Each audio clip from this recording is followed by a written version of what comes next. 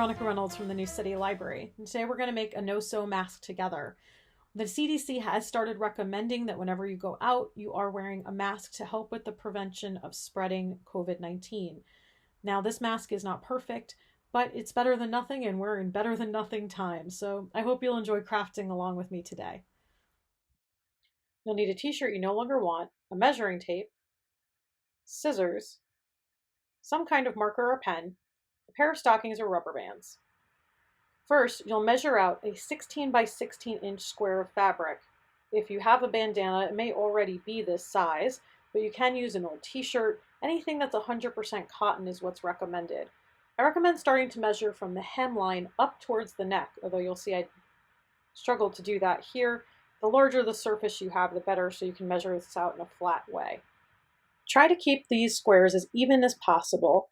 If you find that it's too small for you, make your next mask a little larger by going 18 by 18 inches or even 20 by 20 inches, depending on how large you feel that your face is. After this, we'll begin cutting. You want to keep your lines as straight as possible. It doesn't have to be a perfect square, but the closer you can get, the better. You'll notice here that I've made some errors and that they will even out in the wash as far as folding. So go ahead and cut that as best as you can.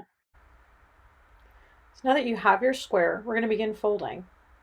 We're going to take the bottom half and bring it to about the middle, the top half to meet that. I then curl the edges in a little bit with another fold just to keep it neat, because we aren't going to be hemming these since it's a no-sew mask. If you do have some sewing skills, this is where you may want to put a hem in. And I'm going to turn it over and repeat that process exactly. Folding the bottom to the middle and then the top to the middle again. Now you'll need to get whatever you're using as an elastic, whether that's hair ties, rubber bands, or stockings like I'm using here. For stockings, what you want to do is cut off the very top where the elastic is. I like to cut just under the seam so you can still use the seam to hold the stocking together. And you'll need to do that twice.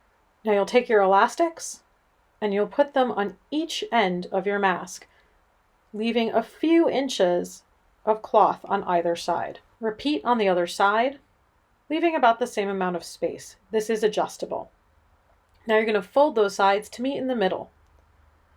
To make a nice clean tuck, put one side into the other so that they fold together nicely.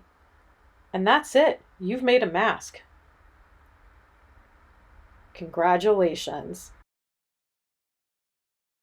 Just a note on sanitization. When you come home from a walk, you can put this mask in a bowl and pour boiling water over it, leaving it to sit until the water is cooled, and then you can place it in your washing machine and run it through a complete wash to sanitize.